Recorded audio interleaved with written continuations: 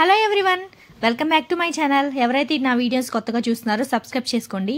అలాగే దాని పక్కన ఉన్న బెల్ ఐకాన్ని ప్రెస్ చేయండి. నేను కొత్తగా ఏమైనా వీడియోస్ పెడితే నోటిఫికేషన్స్ మీకు వస్తాయి. సరే వీడియోలోకి అయితే వెళ్ళిపోదాం. నేనైతే కనుక సండే దమ్ బిర్యానీ చేశాను అనమాట.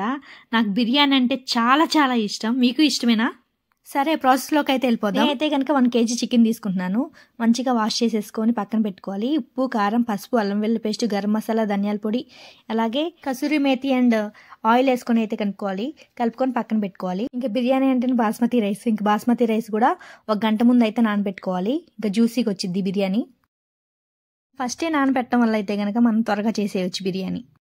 బిర్యానీ స్పైసెస్ ఉంటాయి కదా, ఆ స్పైసెస్ కూడా కొంచెం కొంచెం తీసుకొని పక్కన పెట్టుకోవాలన్నమాట. ఇంకా అలాగే ఆనియన్స్ కూడా కట్ చేయాలి. అలాగే పుదీనా, అలాగే మిర్చి మొత్తం దేనికి సపరేట్ కట్ చేసుకొని పెట్టుకుంటే కనుక మనకి ఈజీగా అవుద్ది ప్రాసెస్. ఎక్కడ స్కిప్ చేయకుండా చూడండి. అలాగే 12 టమాటోలు తీసుకొని మిక్సీలో వేసి అయితే కనుక ఇలా ప్యూరీగా చేసుకొని పక్కన పెట్టుకోవాలి. ఇంకా లాస్ట్ వన్ ఏంటంటే కనుక కొత్తిమీర అయితే కనుక కంపల్సరీ ఉండాలి, చెప్తున్నా. ఇంకా బిర్యానీ ఎలా చేయాలో చూసేద్దామా? మీరు చేసే బిర్యానీ బాండీ అయితే తీసుకోవాలి. బాగా హీట్ అవనివ్వాలి. హీట్ అయిపోయిన తర్వాత అయితే కనుక దాంట్లోకి ఒక 3-4 టేబుల్ స్పూన్స్ అయితే కనుక ఆయిల్ తీసుకోవాలి. బిర్యానీ చేసేటప్పుడు అయితే కనుక గ్రౌండ్ నట్ ఆయిల్ యూజ్ చేయండి, టేస్ట్ బాగా వచ్చింది. అయితే కనుక బాండీలోకి ఆయిల్ వేసుకున్న తర్వాత అయితే కనుక ఆయిల్ కూడా బాగా హీట్ అవ్వాలి. హీట్ అయిన తర్వాత వేయండి. ఫస్ట్ అయితే కనుక మనం ఫ్రైడ్ ఆనియన్స్ చేయాలి కాబట్టి ఆనియన్స్ తీసుకొని బాగా ఫ్రై చేసుకోవాలి. ఈ దమ్ బిర్యానీకి అయితే కనుక ఫ్రైడ్ ఆనియన్స్ అయితే కనుక చాలా మోస్ట్ అనమాట. చాలా టేస్ట్ అంతా దీంట్లోనే ఉంటుంది.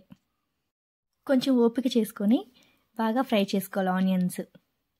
మనం చేసే బిర్యానీలో ఫ్రైడ్ ఆనియన్స్ అస్సలు లేకపోతే బిర్యానీ అనేది టేస్టే రాదు, అస్సలు బాగోదు. ఆనియన్స్ అయితే కనుక ఫ్రై అవ్వడానికి అయితే చాలా టైం పట్టుద్ది. చూసారు కదా వీడియోలో ఫ్రై అయినట్టు. అలా బాగా ఫ్రై చేసుకొని పక్కకు పెట్టుకోవాలి.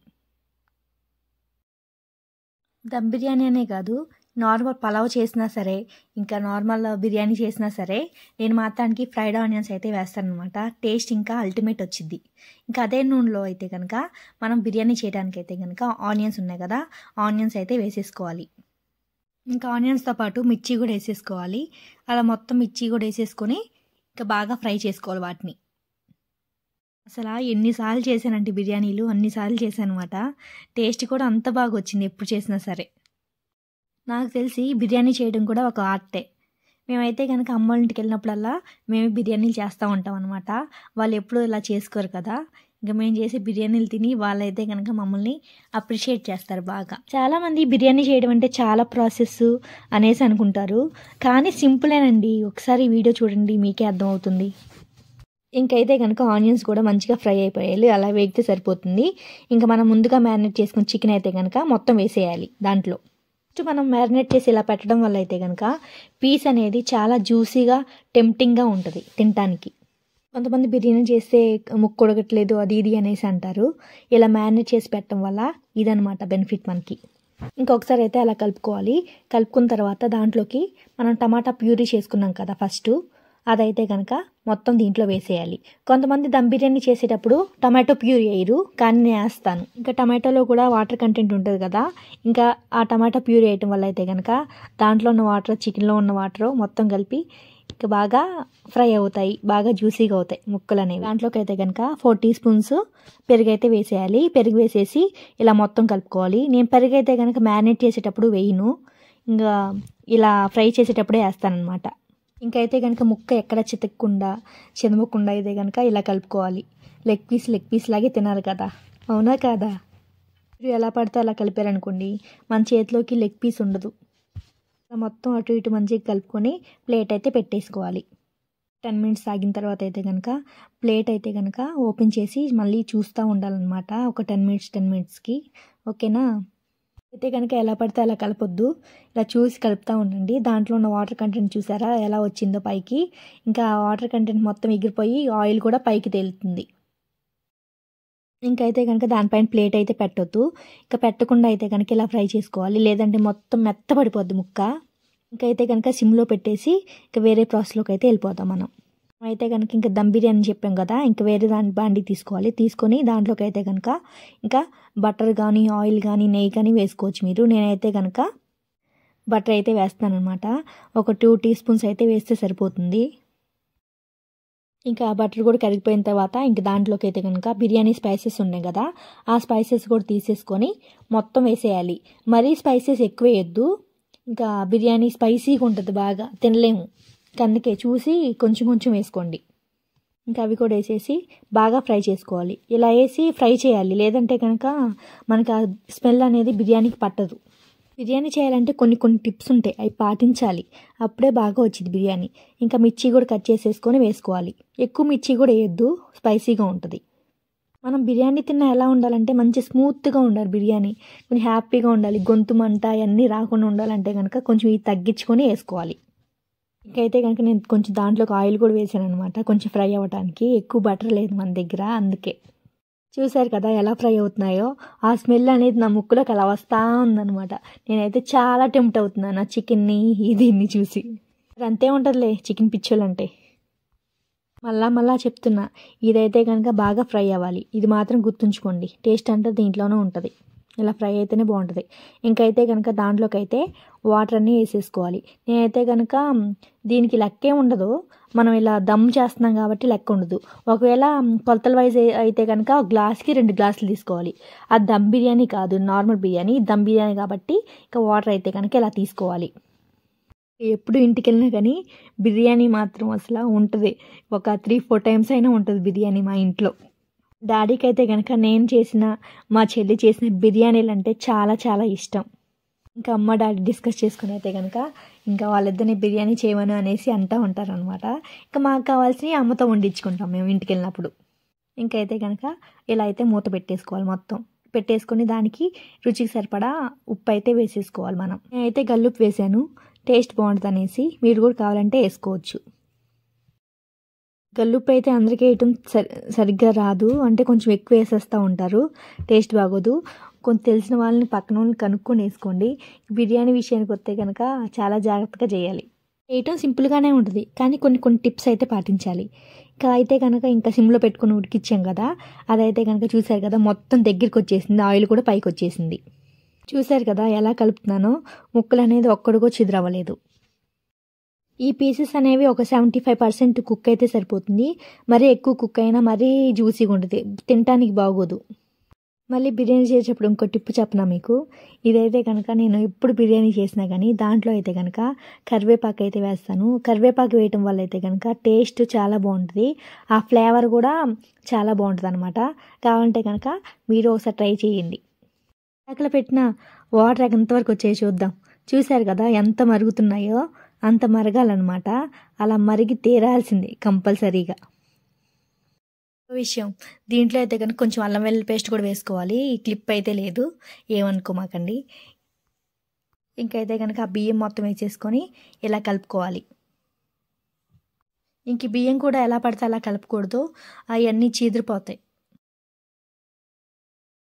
కలుపుకొని అలా పక్కన పెట్టేసుకోవాలి. ఇంకా బిర్యానీ కర్రీకి అయితే వచ్చేద్దాం. చూసారు కదా వాటర్ అంతా మొత్తం ఇంకిపోయాయి, మొత్తం జ్యూసీగా ఉంది. పీస్ కూడా బాగా ఉడికిపోయింది, ఒక 75%. అలా కుక్ అయితే సరిపోయిద్దని చెప్పాను కదా, అదిగోండి. నాకైతే కనుక బిర్యానీ చేయడానికి అయితే కనుక ఒక 1.5 గంట అయితే టైం పట్టుద్ది. ఇదే అనమాట సీక్రెట్, నేను ఇంట్లో చేసిన బిర్యానీ మసాలా ఇది.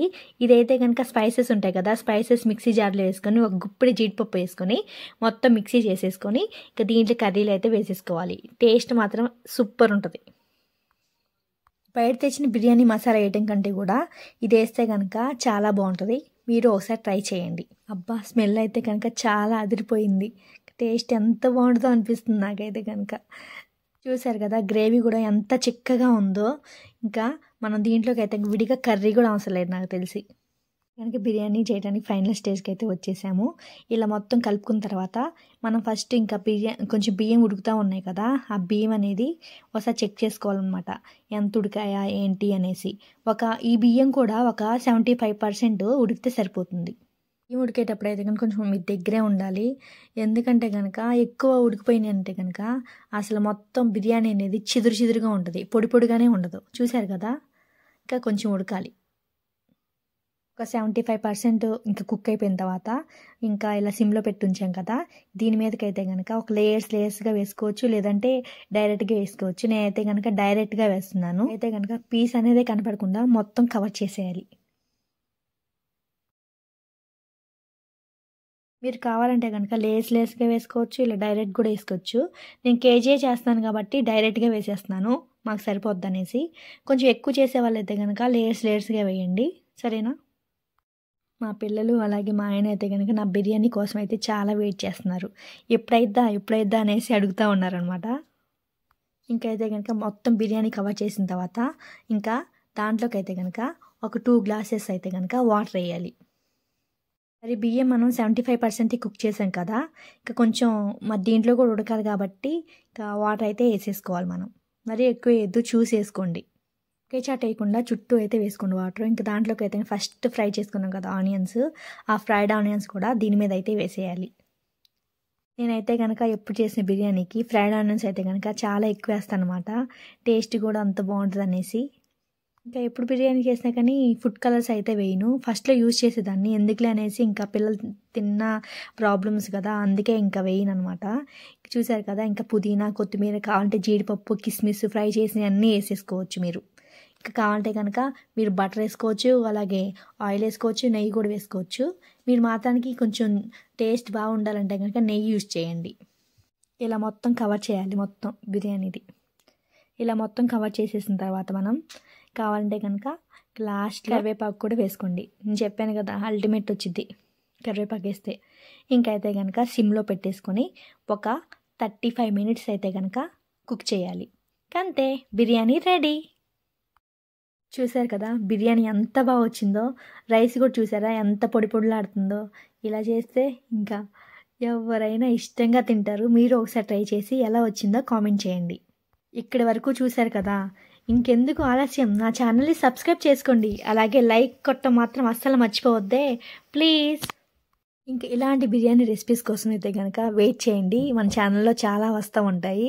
ఇంకా వేరే వీడియోస్ కూడా చెక్ చేస్తూ ఉండండి, సరేనా? బిర్యానీ చేయడం రాదు అనే వాళ్ళకైతే కనుక ఈ వీడియోని షేర్ చేయండి. చాలా ఈజీగా చేసేసుకుంటారు. ఇంక తినటానికి వచ్చేద్దాం మనం. ఇంకా రివ్యూస్ కూడా అడుగుదాం అనమాట. ఇంకా అన్నయ్యని, ఇంకా మా హస్బెండ్ని, మా పిల్లల్ని ఎలా వచ్చిందో. చాలా చాలా బాగా వచ్చింది, నేను చెప్తున్నా. ఒకసారి ట్రై చేసి చూడండి. అసలు మీ బిర్యానీకి చాలామంది ఫ్యాన్స్ అవుతారు. ఇంకా బిర్యానీ తినడానికి ఏం కావాలో తెలుసు కదా, ఆనియన్స్, అలాగే లెమన్, ఇంకా ఒక చేత్తో థమ్స్ అప్. ఎలా ఉంది కాంబినేషన్? సూపర్ కదా. ఒకసారి మీరు ట్రై చేయండి, కంపల్సరీ ట్రై చేయండి, ఓకేనా?